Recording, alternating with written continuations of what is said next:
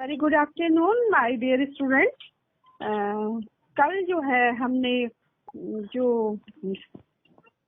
EMR का जो किस तरह से प्रोसेस है वो सब पढ़ा, ठीक है? Okay ma'am.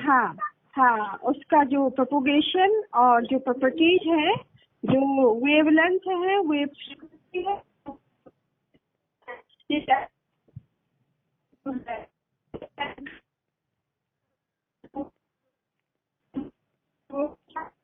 और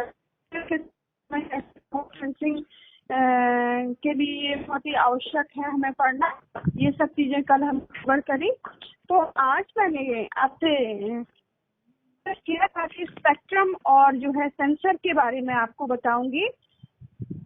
ओके, हाँ। तो उससे पहले थोड़ा सा मैं आपको ये बताना चाह रही हूँ कि जो स्पेक्ट्रम और जो सेंसर है उसको पढ़ने से पहले हमें थोड़ा सा एटमॉस्फेयर, पृथ्वी का जो एटमॉस्फेयर है ना, जी जी, atmosphere of the earth, EMR और एंड एटमॉस्फेयर यानी विद्युत चुंबकीय विकिरण तथा पृथ्वी का वायुमंडल के बारे में जानना बहुत जरूरी है। ओके। हाँ, तो स्पेक्ट्रम और सेंसर को पढ़ने से पहले हमें वायुमंडल, जो पृथ्वी का वायुमंडल है, उसके बारे में जानना बहुत जरूरी है, तभी हम रिमोट सेंसिंग को समझ सकते हैं। Okay okay. तो मैं आज की क्लास में आपको EMR and atmosphere of the अर्थ ये बताने जा रही हूँ। जैसा कि स्टूडेंट कल बहुत सब चीजें बहुत क्लियर हमने कर ली हैं कि हमने ये देखा कि सारी जो एनर्जी है वो सूर्य से निकलती है, और सूर्य, मैंने कल आपको बताया, ब्लैक बॉडी है जिसको हम एक तारा भी कहते हैं, और वो कैसे ब्लैक बॉडी है ये सब डिटेल हमने कल की क्लास में पढ़ा है। तो हम आगे बढ़ते हैं। इससे ये निष्कर्ष निकलता है कि जो एटमॉस्फेयर है, वायुमंडल है, वो दृश्य प्रकाश के लिए पारदर्शी है, यानी जो विजिबल लाइट आती है उसके लिए बहुत ही ज्यादा क्या है, पारदर्शी है। Okay okay. हाँ, तो यहाँ पर हमने ये समझना हमारे लिए आवश्यक है कि वायुमंडलीय जो परत है, यानी जो वायुमंडल का जो कंपोजिशन है, उसको समझना बहुत जरूरी है। कैसे वायुमंडल बना है, कैसे उसका कंपोजिशन होता है, ये सब चीजों को समझने के लिए हमें आज हम कोशिश कर रहे हैं कि वायुमंडल का कंपोजिशन जो है वो क्या है। ठीक है? ओके। ओके। तो सबसे पहले हमें ये देखना है कि हमने मुख्यतः अपने वायुमंडल, हमारा जो वायुमंडल है उसको 4 भागों में हम बांटते हैं। सबसे नीचे वाला जो भाग है अधोमंडल, ट्रोपोस्फियर जिसको कहते हैं, उसके स्टूडेंट मेरी आवाज सुन रहे हैं? हाँ मैम, बिल्कुल सुन पा रहे हैं। ओके। सबसे निचला वाला भाग अधोमंडल है, जिसको इंग्लिश में ट्रोपोस्फियर कहते हैं। उसके बाद वाला भाग समताप मंडल है, स्ट्रेटोस्फियर जिसको कहते हैं। और तीसरा भाग, उस समताप मंडल के बाद वाला भाग जो है आयन मंडल है, आयनोस्फियर जिसको कहते हैं। और लास्ट वाला जो भाग है उसको जो है आयनोस्फियर के बाद जो है जो बहुत ही ज्यादा हाईली एकदम आयनोस्फीयर से ऊपर वाली जो चीजें होती हैं वो बहुत ही ऊंचाई वाली चीजें होती हैं। जो मेन जो है, हम एटमॉस्फेयर को अधोमंडल, समताप मंडल और आयनोस्फीयर में बांटते हैं, आयन मंडल में बांटते हैं। इनके बीच में भी कुछ चीजें होती हैं, मैं डिटेल में अपनी क्लास में आपको ये बताने की कोशिश कर रही हूँ। ओके। अब हम सबसे पहले हमें अधोमंडल, जो ट्रोपोस्फियर है, यानी वायुमंडल का जो सबसे निचला वाला भाग है, उसके बारे में समझना आवश्यक है, जरूरी है। तो आइए हम समझते हैं अधोमंडल। अधोमंडल क्या है? वायुमंडल का सबसे निचला वाला भाग अधोमंडल कहलाता है। इसकी ऊंचाई जो है पृथ्वी की सतह से, यानी लैंड की सतह से 12 किलोमीटर तक जो ऊंचाई वाला भाग है उसको अधोमंडल कहते हैं। यानी केवल 12 किलोमीटर की ऊंचाई तक ही अधोमंडल पाया जाता है, उससे ऊपर फिर दूसरा मंडल शुरू हो जाता है। Okay okay. तो 12 किलोमीटर तक ऊंचाई में क्या क्या चीजें होती हैं? इस ऊंचाई में क्या होता है, ऋतु परिवर्तन के साथ साथ चीजें बदलती रहती हैं। Okay okay. इस जो 12 किलोमीटर की ऊंचाई में विभिन्न प्रकार की गैसें, धूलकण पाए जाते हैं। इसमें कोहरा, वाष्प, ओस, मेघ आदि जो वायुमंडलीय दशाएं होती हैं वो यही पाई जाती हैं। इसी अयनमंडल इसी अधोमंडल ट्रोपोस्फियर में पाई जाती है। इससे ऊपर ये चीजें नहीं मिलती हैं। ओके इसका मतलब ये हुआ कि इस परत की जो ऊंचाई है, ऊंचाई के साथ साथ एक हाँ 1 डिग्री तक 165 मीटर की दर से तापमान घटता है। इसका मतलब ये है कि जैसे जैसे हम ऊंचाई पर चढ़ते हैं, तापमान कम होता जाता है। तापमान और ऊंचाई का एडवर्स रिलेशनशिप है।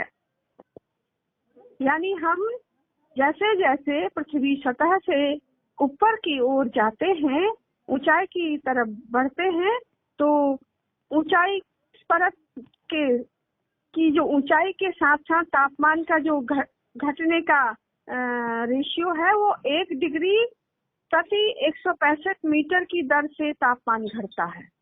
यानी जैसे हम 165 मीटर चलते हैं तो 1 डिग्री टेम्परेचर क्या हो जाएगा, माइनस होगा, कम हो जाएगा। राइट, वेरी नाइस, राइट, कम हो जाएगा। ठीक है। यस। तो इसका मतलब यह है कि अधोमंडल जो परत में 75% वायुमंडलीय गैसें मिलती हैं। सारी जो गैसें हैं उनका 75% इसी ट्रोपोस्फियर में पाई जाती हैं।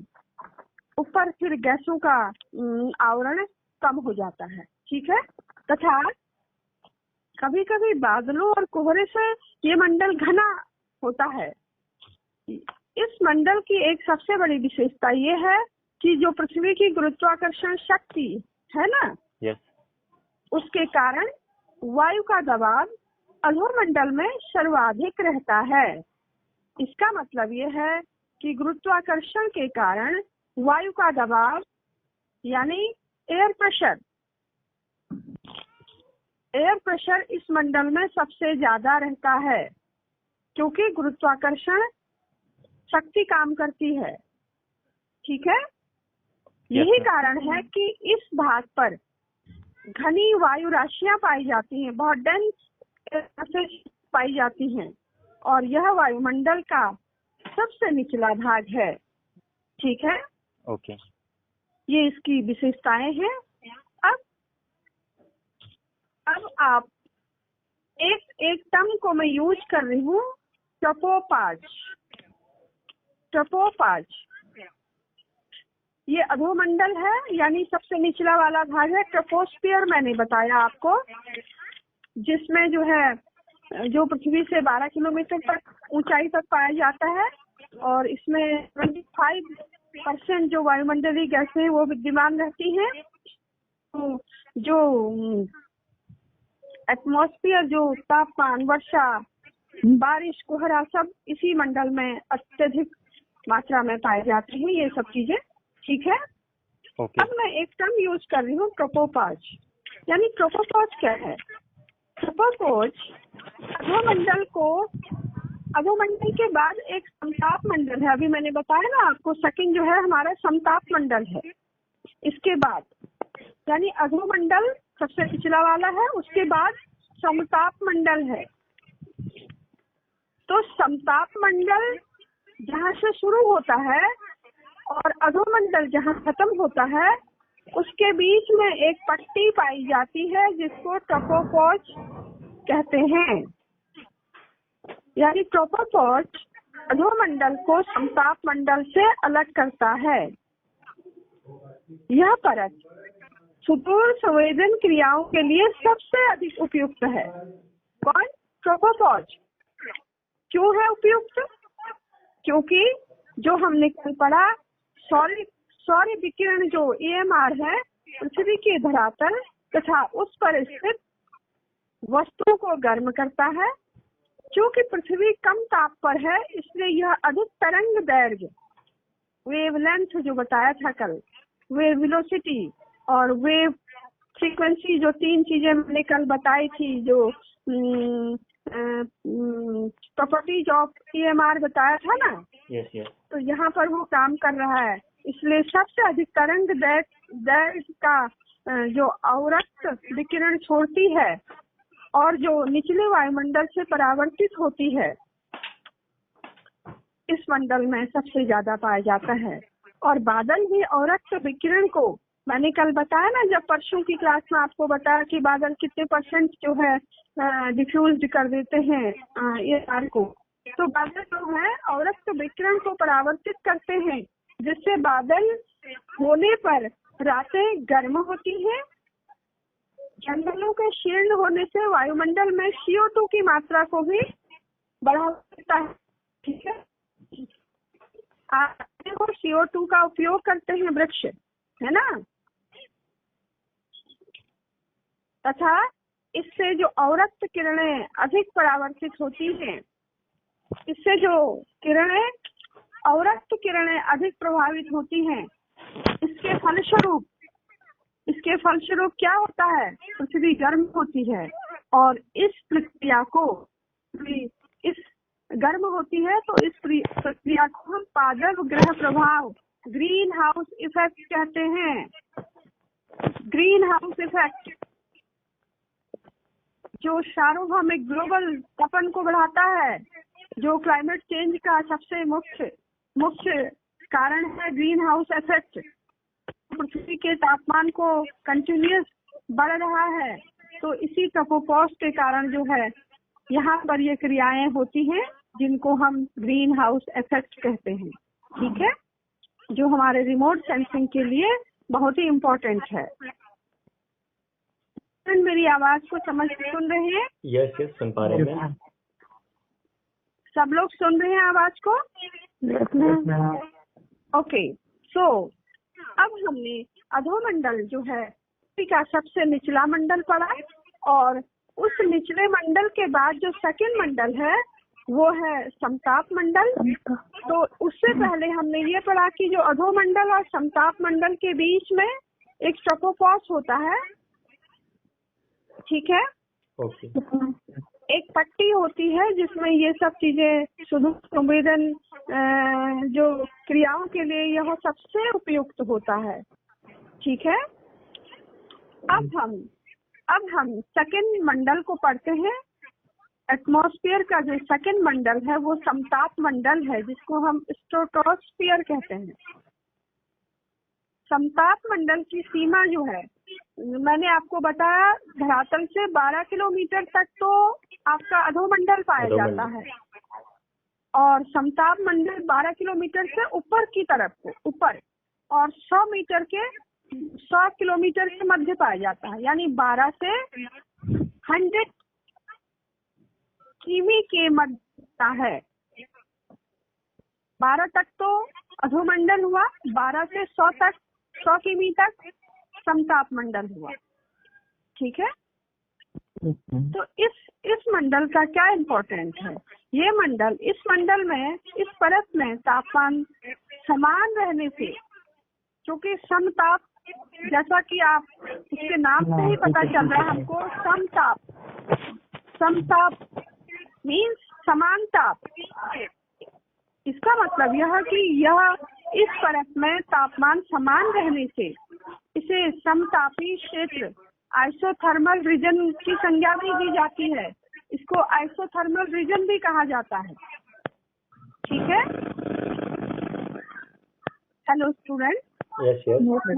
हाँ, तो आप लोग भी रिएक्ट कीजिए जब आप लोग सुन रहे हैं। मुझे लग रहा है कि आप तक मेरी आवाज आ रही है या नहीं आ रही है? ठीक है, ओके मैम। हाँ, तो इसका मतलब ये हुआ कि यह मंडल समान तापमान रहने से इसको आइसोथर्मल रीजन कहा जाता है।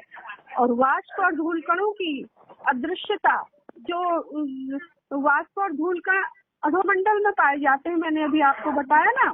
तो इस मंडल में वाष्प और धूल कणों की अदृश्यता, वो डिसअपियर हो जाते हैं, होने के कारण यह मंडल शांत रहता है, एकदम पीस, काम, कूल होता है, जिसमें किसी प्रकार की हलचल नहीं होती है। तो इस परत में 50 किमी के ऊपर एक ओजोन परत होती है। ओजोन परत, जिसको कल हम विक्रम ने भी एक सवाल उठाया था कि ओजोन में होल हो रहे हैं, मैंने आपको बताया कि ओजोन की जो लेयर है वो पतली हो रही है। ओजोन मंडल जो है, ओजोन मंडल बड़ा इम्पोर्टेंट है। वो क्या करता है, जो अल्ट्रावायलेट रेज है, मैं कल आपको स्पेक्ट्रम जब बताऊंगी तो इससे सारी चीजें बताऊंगी। तो अल्ट्रावायलेट रेज को धरातल तक आने के से रोकता है, यानी फिल्टर कर देता है वहीं पर, जिससे उनका दुष्परिणाम जो है, जो उनके बैड इफेक्ट्स हैं, वो वहीं फिल्टर हो जाते हैं। ठीक है? yes, हाँ। तो इस परत में 50 किमी से के ऊपर एक ओजोन मंडल लेयर पाई जाती है। अधोमंडल के बाद जो 12 किमी तक अधोमंडल है, और उसके बाद जो ऊंचाई के साथ तापमान घटता है, तापमान घटता है। परंतु देखिए इस मंडल में क्या होता है, इसके बाद वायुमंडल में ओजोन परत की प्रधानता पाई जाती है, ओजोन परत पाई जाती है। और ओजोन परत की विशेषताएं क्या होती हैं कि वो ओजोन परत सूर्य की पराबैंगनी किरणें, अल्ट्रावायलेट रेज को सोख लेती हैं, अपने आप में सोख लेती हैं। ठीक है? ओजोन परत जो है, सन से जो आने वाली अल्ट्रावायलेट पराबैंगनी किरणें हैं, उनको एब्जॉर्ब कर लेती है, सोख लेती है, जो तापमान बढ़ा देती है। धरती पर जो अल्ट्रावायलेट रेज की थोड़ी मात्रा ही पहुंच जाती है, क्योंकि वहाँ फिल्टर हो जाता है ना, ये सब चीजें वहाँ पर छन कर नीचे आता है, जो कि ठीक है, जो वहाँ पर फिल्टर हो जाता है। आप समझ रहे हैं मेरी बात को? yes, ma'am. हाँ, इसकी अधिक मात्रा जीवधारियों, जो लाइफ है, लाइफ के लिए बड़ा हार्मफुल होती है। अगर ये डायरेक्ट सीधे नीचे वहाँ फिल्टर नहीं होती और सीधे सीधे नीचे आ जाती सन की पराबैंगनी किरणें, तो ये जीवन के लिए बड़ी हानिकारक होती हैं, जीवन को कम कर देती हैं। ठीक है? इसीलिए सुनने में आया कि जो पराबैंगनी किरणें अगर डायरेक्ट अगर पृथ्वी पर आ जाए तो इससे कैंसर जैसी बीमारी होने का खतरा और ज्यादा बढ़ जाता है, सबसे ज्यादा। हाँ, बिल्कुल बिल्कुल ठीक आपने सुना है, क्योंकि ये सब चीजें होती हैं, स्किन डिजीज, इस तरह की जो कैंसर वाली बीमारियां होती हैं, ये सब होती है क्योंकि ये जो लाइफ के लिए बड़ी हानिकारक होती है अल्ट्रावायलेट रेज। इसलिए जो ये परत है, हमारा ओजोन लेयर है, ये ओजोन लेयर इसको सन से जो अल्ट्रावायलेट रेज आती हैं, उनको यहाँ पर फिल्टर करके नीचे भेजती हैं, फिल्टर हो जाती हैं। ठीक है? ओके। क्योंकि यह आपने जब यहाँ पर किरणें जो फिल्टर हो जाती हैं और ये अगर सीधे सीधे आती तो अर्थ प्लेनेट के लिए लाइफ के लिए रिस्क पैदा कर देती है। ठीक है? हाँ। और कुछ परिक्षेत्रों में ओजोन परत के शीर्ण होकर परावैज्ञानिक, जैसे कल आप मेरे से क्वेश्चन पूछ रहे थे कि जो है जो अल्ट्रावायलेट रेज हैं वो होल हो रहे हैं। ठीक है? तो अर्थ प्लैनेट का जो टेम्परेचर है वो बढ़ गया है, तो वो नीचे से उन परावैज्ञानिक खिड़कियों को खोल देता है, खुल जाती हैं, और ये जब जिनको हम होल कह रहे हैं या पतली हो जा रही है कह रहे हैं, तो वो नीचे जीवधारियों के लिए या लाइफ जो ह्यूमन बीइंग है, दूसरे लाइफ किसी तरह की जो लाइफ लीड करते हैं, लाइफ के लिए बड़ा नुकसानदायक है। ठीक है? तो इसका मतलब ये है कि ओजोन परत के शीर्णन के लिए जो फ्लोरोकार्बन, ओके, जैसे कि वातानुकूल शीत भंडारण या एसी या जो फ्रिज जो गैस निकलती है ना, जो फ्रिज आप यूज करते हैं,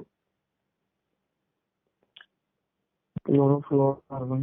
हाँ, कार्बन जो है ये बड़ा बड़ा हानिकारक होती है, के साथ ओजोन की या इंटरेक्शन के लिए उत्तरदायी होती हैं। ठीक है, ये गैसें बड़ी बड़ी हार्मफुल हैं। ठीक है, तो समताप मंडल जो है शांत मंडल है। ये 12 किलोमीटर से 100 किलोमीटर के मध्य पाया जाता है। ठीक है, अब हमने अधोमंडल पढ़ा और समताप मंडल पढ़ा। अब हम तीसरा मंडल पढ़ते हैं जो आयन मंडल जिसको हम कहते हैं आयनोस्फीयर। ठीक है, हाँ, जो आयनोस्फीयर क्या है और ये क्यों रिमोट सेंसिंग के लिए इम्पोर्टेंट है। ठीक है, पृथ्वी के सतह से 100 किलोमीटर से 400 किलोमीटर की ऊंचाई पर स्थित वायुमंडल की परत को आयनोस्फीयर कहते हैं। आप समझ गए हैं, धरातल से 12 किमी तक अधोमंडल है और 12 किमी से 100 किमी के मध्य जो है समताप मंडल है और उसके ऊपर 100 किमी से 400 किमी की ऊंचाई तक आयनोस्फीयर पाया जाता है। ठीक है, यहाँ इस मंडल का नाम से ही, जैसे समताप मंडल के नाम से हमें पता है कि इस मंडल में तापमान समान रहने से इसे समतापी क्षेत्र आइसोथर्मल रीजन की संज्ञा दी जाती है समताप मंडल को। ठीक है, वैसे ही यहाँ पर क्या है, यहाँ आयनों तथा इलेक्ट्रॉनों की परत है, इसलिए इसे जो है रेडियो तरंगों द्वारा इसमें विद्युत कणों का आभास मिल रहा है। रेडियो तरंगें इस भाग से टकराकर पृथ्वी पर लौट आती हैं, इसलिए इस भाग में विद्युत की चमक तथा ब्रह्मांड किरणें जिसको कॉस्मिक रेज कहा जाता है ना, कॉस्मिक रेज यहाँ पाई जाती है। ठीक है, हाँ, COSMIC cosmic rays. Okay ma'am. हाँ, यहाँ यानी इस मंडल में क्या होता है, आयनों तथा इलेक्ट्रॉनों की परत है और यहाँ पर जो है रेडियो तरंग, रेडियो मैं कल स्पेक्ट्रम जब बताऊंगी आपको तो X rays, gamma rays, ultraviolet rays और रेडियो तरंगे कहाँ पाई जाती, ये सब आपको डिटेल में स्पेक्ट्रम में भी बताएंगे। इसलिए हमें ये रिमोट सेंसिंग के बेसिक को समझना, एटमॉस्फेयर की कंपोजिशन को समझना भी जरूरी है। ठीक है, तो रेडियो तरंगे इस भाग में टकराकर पृथ्वी को पर लौट आती है और इस भाग में विद्युत की चमक यानी कॉस्मिक रेज दिखाई देती है, पाई जाती है ज्यादा है। सूक्ष्म तथा इससे अधिक तरंग दैर्घ्य की विद्युत चुंबकीय तरंगों का संचालन, ट्रांसमिशन, जो कल मैंने बताया था आपको, ट्रांसमिशन संचारण के विभिन्न प्रकारों को प्रयुक्त करता है, यानी ये संचारण होता है इससे। ट्रांसमिशन इस यहाँ पर आयन मंडल में सबसे ज्यादा होता है, इसलिए पृथ्वी के वायुमंडल के साथ इन तरंगों की अन्योन क्रिया, इंटरेक्शन एक महत्वपूर्ण विषय है। और इसी में मैंने कल आपको बताया था हर्टेज से कम, यानी जो कल हमने वेलोसिटी और उसको समझा था ना स्टूडेंट। हाँ, कल आपने ये सब चीजें पढ़ी थी। Yes ma'am. ठीक है, क्या ओके क्या हर्टेज मैम, हर्टेज तरंग। हाँ, हर्टेज आप क्या है, वेवलेंथ को मेजर करने, फ्रीक्वेंसी को, वेव फ्रीक्वेंसी को मेजर करने की इकाई है ना, सबसे छोटी इकाई। यस, कल हमने इसके बारे में पढ़ा। उसके बाद किलो हर्टेज है, KH लिखते हैं जिसको। फिर मेगा हर्टेज है, कल मैंने डिटेल में बताया आपको। फिर गीगा हर्टेज है। ठीक है, हाँ, तो उसी की बात यहाँ पर हम कर रहे हैं। तो जो ओमेगा हर्टेज से कम की आवृत्ति, जो फ्रीक्वेंसी से कम आवृत्ति, हेलो, हाँ, हाँ, जो ओमेगा हर्ट्ज से कम यानी मध्य आवृत्ति से कम आवृत्ति तक जो फ्रीक्वेंसी पृथ्वी पर स्थित एंटीनाओं का उपयोग होता है, ठीक है, इसको एंटीनाओं का उपयोग करता है।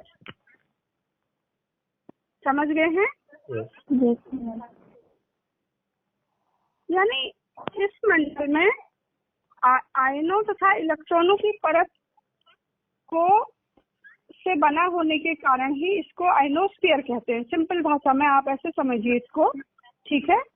ये आयनोस्फीयर है, यहाँ पर आयनों एवं इलेक्ट्रॉन की परत पाई जाती है जो अत्यधिक आवृत्ति फ्रीक्वेंसी को, वेव फ्रीक्वेंसी को, जो कल वेव लेंथ, वेव फ्रीक्वेंसी और वेव वेलोसिटी कल मैंने आपको बताया ना बेटा, तो सबसे ज्यादा वेव फ्रीक्वेंसी यहाँ उपस्थित होती है इनमें। इन सपोज जैसे फॉर एग्जाम्पल ए से बी तक का सीधा जो तरंग वेव पाथ होता है, पाथ मीन्स रास्ता, ठीक है। हेलो, सुन रहे हैं आप मेरी बात को? ओके, इसका मतलब ये है कि जो ग्राउंड रिफ्लेक्टेड वेव पाथ होता है ना बेटा, भूमि परावर्तित पथ, इसको वेव पाथ कहते हैं, ठीक है। हाँ, यानी अधिक उच्च आवृत्ति पर, यानी जो फ्रीक्वेंसी होगी वो हाईएस्ट होगी जहाँ पर बतलाए गए पथ संभव हैं, यानी उसके ऊपर कोई भी पथ पाथ नहीं होगा। मतलब सौरमंडल जो है ट्रोपोस्फियर से वर्सन रिफ्लेक्टेड जो एनर्जी है वो तरंग ऊपर को आएगी, महत्वपूर्ण योजक होती है और किसी विशेष परिप्रेक्ष्य में योजक पथ यानी पाथ की दूरी ए और बी के मध्य दूरी तथा सौरमंडल और आयन मंडल की परिस्थितियों पर निर्भर करता है। यानी नीचे जो आयन मंडल सबसे नीचे वाला ट्रोपोस्फियर है, उसके बाद स्ट्रेटोस्फियर है और तीसरा स्ट्रेटोस्फियर में तापमंडल है, ओजोन लेयर पाई जाती है और उसके ऊपर जो तीसरा है आयनोस्फीयर है, ठीक है। ये आयन, ये क्या होता है, यहाँ पर जो है आयनों तथा इलेक्ट्रॉनों की परत पाई जाती है, इसलिए इसको आयनोस्फीयर कहा जाता है। ओके, और यही मंडल, हाँ यही मंडल जो है EMR के लिए सबसे ज्यादा जो है रिफ्लेक्टेड जो एनर्जी है, परावर्तित जो तरंग है, एक उसके साथ मिलकर काम करती है, ठीक है। समझ गए हैं? Yes ma'am. यानी आयन मंडल में कई परतें होती हैं। इसको सिंपल भाषा में आप ऐसे समझिए, देखिए आयन मंडल कई परतों से बनता है जो कि उनके आयनीकरण के कारण विद्युत सुचालक होती हैं, ठीक है, विद्युत के लिए सुचालक होती हैं। किसी अणु तथा आयनीकरण, किसी अणु या आयनीकरण इलेक्ट्रॉन सूर्य से आने वाले परावैंगनी किरण अल्ट्रावायलेट रेज के साथ क्या करती हैं, संघटित हो जाती हैं, मिल जाती हैं, क्रियाएं करती हैं। वायुमंडल की निचली परतें आयनीकृत नहीं रह पाती हैं, ठीक है। बहुत कम परावैंगनी किरणें इन तक पहुंच पाती हैं, यानी नीचे। इसी प्रकार पृथ्वी से काफी अधिक दूरी पर आयनीकरण के लिए बहुत ही कम आयु पाए जाते हैं, यानी पृथ्वी की सतह से लगभग 50 किमी से 400 किमी तक ही आयन मंडल होता है, ठीक है। स्टूडेंट समझ रहे हैं मेरी बात को? बिल्कुल। हाँ, तो ये मंडल आयन परतों से टकराने वाले तरंग परावर्तित होती हैं जो तरंगे होती हैं वो वायुमंडल आयन से टकरा और अंततः फाइनली पृथ्वी की ओर मुड़ जाती हैं, और इसीलिए इसे परावर्तन कहना प्रायः उचित होता है। इसीलिए इसको हम परावर्तन कहते हैं। और परावर्तन के कारण यह तरंग प्रेषक से काफी अधिक दूरी पर क्या हो जाती हैं, क्राय हो जाती हैं, यानी डिसअपियर हो जाती हैं, जिसे हम स्किप, थोड़ा सा टेक्निकल है ना बेटा। Hello, yes. हाँ, तो स्किप डिस्टेंस कहते हैं। अब मैं EMR और वो स्पेक्ट्रम और वो सब बताऊंगी, तो स्किप डिस्टेंस कैसे मेजर करते हैं ये भी वहां पर बताने की कोशिश करूंगी, ठीक है? ओके। तो हमने देखा कि जो मध्यम जो कंपोजिशन ऑफ एटमॉस्फेयर है, यानी EMR और एंड एटमॉस्फेयर ऑफ द अर्थ, जो अर्थ का एटमॉस्फेयर है उसको समझना भी हमारे लिए, रिमोट सेंसिंग को समझने से पहले कंपोजिशन ऑफ अर्थ को समझना बहुत जरूरी है। सिंपल, यानी मैं समराइज कर रही हूँ इसको। सबसे नीचे वाला अधोमंडल है जो 12 किमी से तक पाया जाता है, जिसमें सारे जो ऊंचाई, ऋतु परिवर्तन, ये धूल गैसें अधोमंडल में ही पाई जाती हैं, और 75% वायुमंडलीय गैसें जो हैं अधोमंडल में पाई जाती हैं। उसके बाद जो है ट्रोपोफॉज आता है, यानी ट्रोपोफॉज अधोमंडल और समताप मंडल को दो अलग अलग डिवाइड करता है, यानी अधोमंडल और समताप मंडल से अधोमंडल को अलग करता है, ठीक है? और यह जो ट्रोपोपॉज है, यह सुदूर संवेदन क्रियाओं के लिए सबसे उपयुक्त है, सबसे अच्छा माना जाता है, ठीक है? और दूसरा मंडल है स्ट्रेटोस्फीयर, समताप मंडल, यानी इसकी सीमा 12 किमी से 100 किमी के मध्य होती है। और चूंकि इस परत में, इस मंडल में तापमान समान मिलता है, और इसीलिए इसको समान तापमान पाया जाने के कारण इसको समतापी क्षेत्र, आइसोथर्मल रीजन भी कहा जाता है, ठीक है? और इसी मंडल में जो है ओजोन लेयर पाई जाती है, जो सूर्य से आने वाली पराबैंगनी किरणों, अल्ट्रावायलेट रेज को सोख लेती हैं और फिल्टर करके नीचे अर्थ प्लैनेट तक आती हैं। अगर ये यहाँ पर फिल्टर नहीं होती तो जो अर्थ प्लैनेट पर लाइफ है वो रिस्क में आ जाता, ठीक है? यानी ये इसकी अधिकता जीवधारियों के लिए हानिकारक होती है, लाइफ के लिए नुकसानदायक होती है, ठीक है? जैसा कि अभी आप लोगों ने भी रिएक्ट किया कि इस तरह की बीमारियां जो हैं धरातल पर बढ़ रही हैं, क्योंकि ये जो जो ये परत है, ये धरातल से जो ओजोन जो ग्रीन हाउस इफेक्ट है, वो उससे जो है गैसों के प्रभाव से वो थिन हो रही है, पतली हो रही है लेयर। अगर वो लेयर पतली हो जाती है तो हमारा जीवन जो है, जो पृथ्वी पर रहने वाले जीवधारियों का जीवन बड़ा रिस्क में आ जाएगा, ठीक है? इसीलिए जो क्लाइमेट चेंज की बातें आज चल रही हैं, इसलिए ये विश्व के, संसार के जो वैज्ञानिकों की चिंता का विषय बना हुआ है। और आपको ये पता होगा कि अभी 22 अप्रैल, 2 दिन पहले जो है 22 अप्रैल 2020 को अर्थ डे, इंटरनेशनल अर्थ डे मनाया गया, जिसकी थीम है क्लाइमेट एक्शन। क्योंकि वैज्ञानिकों का कहना है कि यह ऐसा ही चैलेंज है हमारे लिए, जैसा अभी कोरोना एक चैलेंज के रूप में हमारे जीवधारियों के सामने आया है। अर्थ प्लैनेट में रहने वाले लोगों की लाइफ को रिस्क में ले आया है। लॉकडाउन है, सब अंदर हैं, घरों में हैं, सारी एक्टिविटीज को बंद कर दिया है, इसलिए आपकी क्लासेज ऑनलाइन चल रही हैं।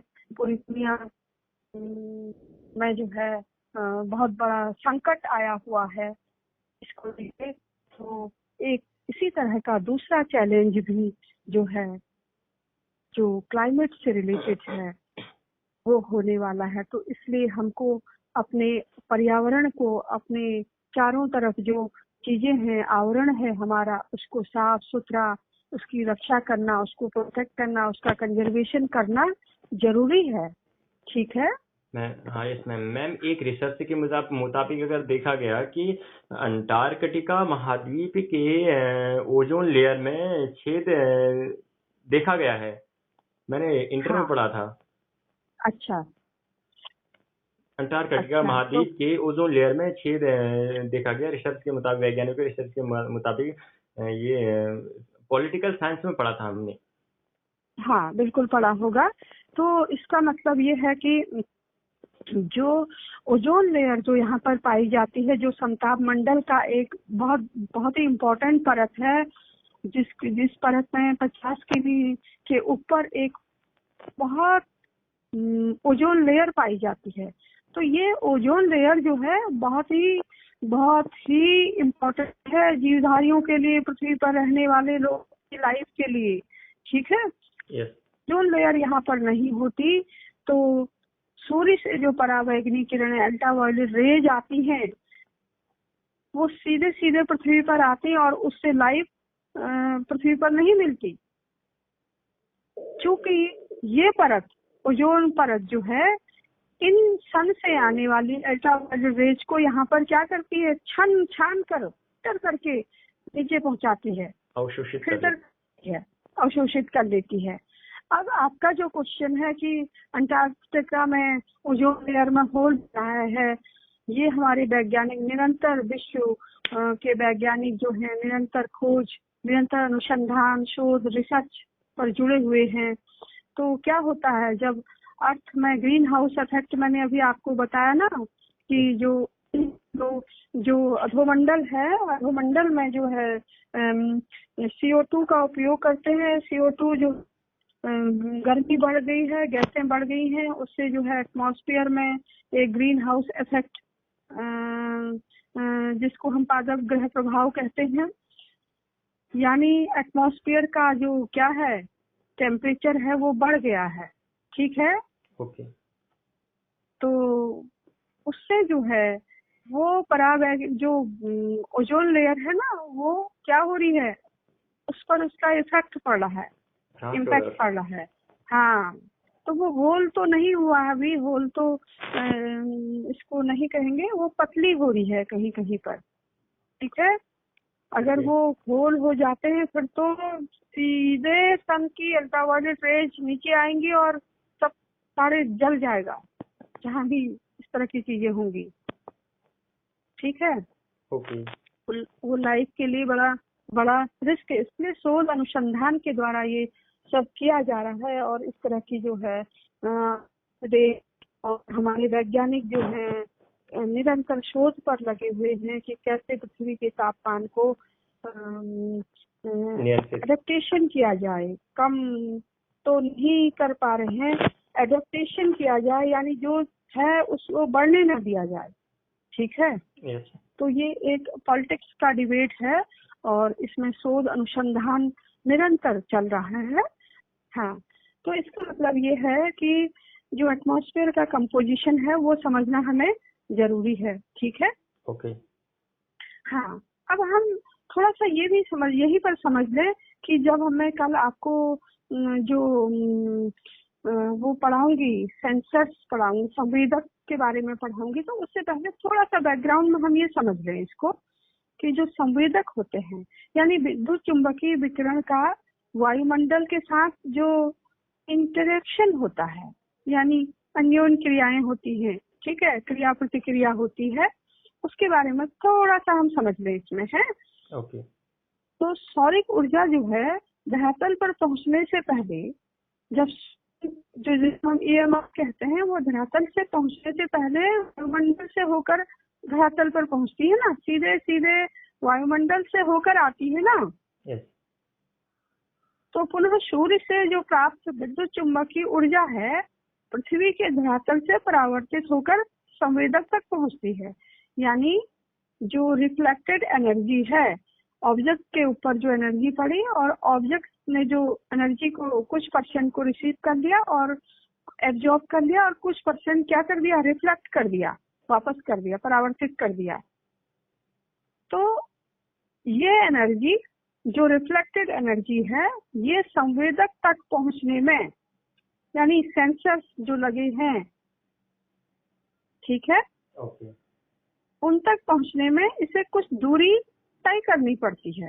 यानी कुछ पाथ जिसको जिस रास्ते से गुजरती है उसको पाथ कहते हैं, जैसे मैंने अभी बताया आपको, ठीक है।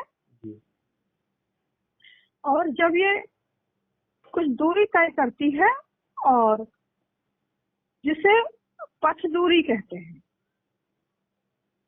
पाथ और पाथ डिस्टेंस, ठीक है। ओके, इस प्रकार इसका मतलब ये हुआ कि सूर्य की जो किरणें हैं उनको विकिरण ऊर्जा को संवेदक तक पहुंचने में 2 बार वायुमंडल को आर पार करना पड़ता है। कैसे? एक बार तो जब से एनर्जी आती है तो वायुमंडल से पास होकर आती है ना, और दोबारा जो है रिफ्लेक्टेड एनर्जी जो है वायुमंडल में फिर वापस चली जाती है।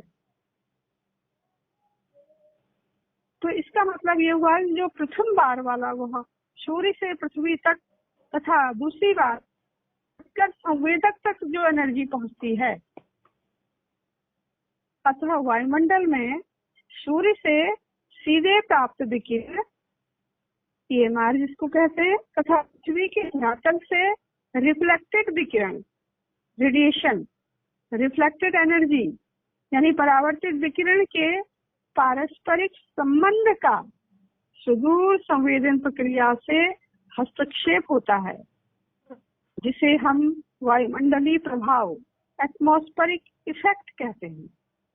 इसी को एटमॉस्फेरिक इफेक्ट कहते हैं। सीधे सीधा है, वेरी सिंपल स्टूडेंट, इसको ऐसे समझिए, जब सन से एनर्जी आती है तो वो एटमॉस्फेयर के संपर्क से होकर धरातल तक पहुंचती है, और जब एनर्जी धरातल में पहुंचती है तो जो धरातल के ऑब्जेक्ट होते हैं, डिफरेंट ऑब्जेक्ट, ठीक है, जैसा हमने कल भी आपको सारा डिटेल बताया कि हर ऑब्जेक्ट जो है अलग अलग एनर्जी को रिसीव करता है, एब्जॉर्ब करता है और रिफ्लेक्ट कर देता है, कुछ एनर्जी को वापस एटमॉस्फेयर में, ठीक है। तो इसका मतलब ये है कि जो रिफ्लेक्टेड एनर्जी है और जो सीधे प्राप्त विकिरण तथा पृथ्वी के धरातल से परावर्तित विकिरण, रिफ्लेक्टेड एनर्जी के का जो आपसी जो संबंध है वह सुदूर संवेदन के लिए बड़ा इम्पोर्टेंट है, और उसी को हम वायुमंडलीय प्रभाव, उसको रिमोट सेंसिंग की वैज्ञानिक भाषा में एटमॉस्फेरिक इफेक्ट कहते हैं। सुदूर संवेदन के लिए विद्युत ऊर्जा का जो वायुमंडल के साथ अन्योन्य क्रियाएं 2 कारणों से महत्वपूर्ण है, यानी 2 कारण हैं।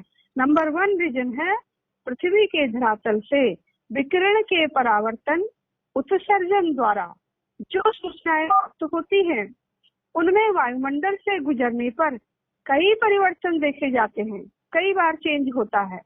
और दूसरा, जो विद्युत चुंबकीय विकिरण का वायुमंडल के साथ जो इंटरेक्शन होता है, अन्योन्य क्रिया का उपयोग वायुमंडल के बारे में महत्वपूर्ण सूचनाओं को प्राप्त करने में किया जाता है, ठीक है। ये 2 तरह की जो महत्वपूर्ण 2 कारणों, इन कारणों से होता है ऐसा, ठीक है। तो इसका मतलब ये हुआ कि जो विद्युत चुंबकीय विकिरण का वायुमंडल के साथ जो पारस्परिक क्रिया होती है, विद्युत चुंबकीय विकिरण का वायुमंडल के साथ जो पारस्परिक क्रिया होती है वो 3 रूपों में होती है। नंबर 1 अवशोषण, एब्जॉर्प्शन, नंबर 2 विकिरण, स्कैटरिंग, एंड नंबर 3 संचारण, ट्रांसमिशन। मैम नंबर सेकंड में कौन सा बोला था? जी, नंबर सेकंड में कौन सा वो बोला था? एक तो नंबर फर्स्ट अवशोषण हो गया, नंबर सेकंड नंबर 3 है संचालन, नहीं नंबर संचारण, सेकंड प्रकीर्णन, प्रकीर्णन। ओके ओके प्रकीर्णन, SCATERING, स्कैटरिंग। ठीक है ओके। ओके नंबर 1 है अवशोषण, एब्जॉर्प्शन, एब्जॉर्ब कर लेता है। प्रकीर्णन स्कैटरिंग करता है, और संचारण ट्रांसमिशन करता है। यानी इसका मतलब ये है कि जो एब्जॉर्प्शन और स्कैटरिंग है, प्रकीर्णन है, यानी अवशोषण और प्रकीर्णन विकिरण प्रवाह, रेडिएंट फ्लक्स को दुर्बल बना देता है, यानी उसको कमजोर कर देता है। जो रेडिएंट फ्लक्स है उसको कमजोर कर देता है, क्योंकि दोनों ही वायुमंडल की रचना कंपोजिशन पर निर्भर करते हैं। इसलिए वायुमंडल का कंपोजिशन पढ़ना आपके लिए जरूरी है। वायुमंडल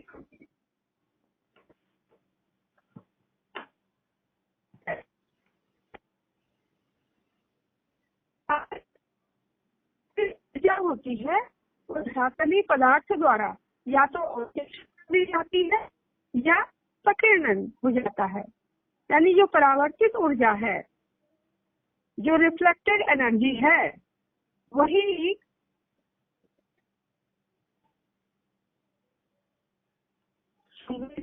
तक पहुँचते। अब ये वायुमंडल से अवशोषित और प्रकीर्णन फिर हो जाती है वो दोबारा, है ना। यानी कि जो वायुमंडल की रचना है ना, वो दो गैसों से मिलकर होती है। दो गैसें बड़ी इंपॉर्टेंट होती हैं। वो दो गैसें कौन कौन है? पहला है प्योर गैसें। प्योर गैसें क्या है? वायुमंडल मुख्य रूप से शुद्ध गैसों के अणुओं से निर्मित है, जिसमें नाइट्रोजन, ऑक्सीजन तथा आर्गोन प्रमुख हैं। बहुत कम मात्रा में कार्बन डाइऑक्साइड और जलवाष्प कण तथा ओजोन गैसों के अणु भी इसमें मौजूद होते हैं। और दूसरी जो है पर्टिकुलर, यानी विविक्त जो गैसें हैं, जिसमें वायुमंडल विभिन्न प्रकार के पर्टिकुलर विविक्त या कणों से भी बना है, जो अलग अलग आकार, आवृत्ति तथा डेंसिटी, सघनता वाले होते हैं। ये जो पार्टिकल होते हैं, छोटे छोटे कण होते हैं, विभिन्न स्रोतों से धुआं, धूल, धुंध, मिट्टी तथा चट्टानों के अवसाद आदि से वायुमंडल में प्रवेश कर जाते हैं। इसका मतलब ये हुआ कि धरातलीय वस्तुओं से जो चीजें परावर्तित विकिरण वायुमंडलीय तत्वों द्वारा अवशोषित एवं प्रकीर्णन किया जाता है, जिससे क्या होता है? विकिरण की मात्रा, रेडिएशन की मात्रा घट और बढ़ जाती है। इसके लिए प्रकीर्णन और अवशोषण जिम्मेदार होता है। इसी प्रकार हम ये भी देखते हैं कि धरातलीय वस्तुओं की विशेषताओं और उनका धरातलीय वितरण के अनुसार भी परावर्तन एवं अवशोषण में अंतर देखा जाता है। यानी जो एब्जॉर्प्शन और रिफ्लेक्शन का जो अमाउंट होता है, रेट होता है, उसमें भी अंतर होता है। इससे हम सीधे सीधे ये समझने में हमें आसानी हो रही है कि सूर्य से जो प्राप्त विकिरण का field of blue, field of view जिसको कहते हैं VIEW, फील्ड ऑफ व्यू, तथा उसकी वायुमंडल द्वारा प्रकीर्णन से ऊर्जा की मात्रा में अंतर होता है। और कभी कभी क्या होता है, कभी कभी पास के धरातल या वस्तुओं के प्रभाव द्वारा भी जो धरातल बहुत पास में पाए जाते हैं और धरातल में जो प्रेजेंस ऑब्जेक्ट होते हैं, उनके प्रभाव के द्वारा भी ऊर्जा का परावर्तन होता है, और जो अलग अलग प्रकार के संकेतों को दर्शाता है। और स्पेक्ट्रम के एक भाग से दूसरे भाग में ऊर्जा का प्रकीर्णन तथा अवशोषण व इनका प्रभाव अलग अलग होता है। समझ गए मेरी बात को? यस। हाँ, तो अब जो है ये हमने एटमॉस्फेयर का कंपोजिशन और interaction of AMR with atmosphere, दो चीजें बड़ी इंपॉर्टेंट आज पढ़ी हैं। और कल हम अब आपको